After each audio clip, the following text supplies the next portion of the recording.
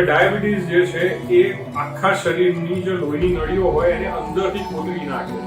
એ જ્યારે અંદરથી કોતરવાનું ચાલુ કરે ત્યારે શું થાય કે શરૂઆતની અંદર જે થોડું કોતરાઈ જાય ત્યારે અમુક જગ્યાએથી થોડાક ફ્લુઇડ જે છે એ આજુબાજુના ટીશ્યુની અંદર જતા જાય.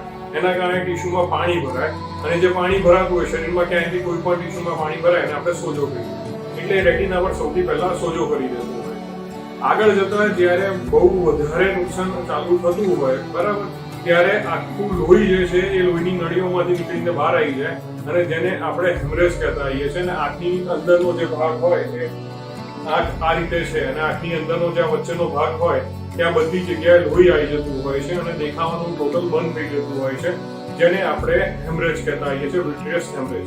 શરૂઆતના સ્ટેજીસ જ્યારે વિટ્રિયસ હેમરેજ થાય ત્યારે લોકોને જે છે નાના મચ્છર ઉડતા હોય એવું લાગતું હોય, ક્યારેક અગરબત્તીના ધુમાડા જેવું આંખમાંથી દેખાતું હોય અને જો એની ટ્રીટમેન્ટ ટાઈમે ના કરવામાં આવે તો ટોટલ વિઝન બંધ કરી દે.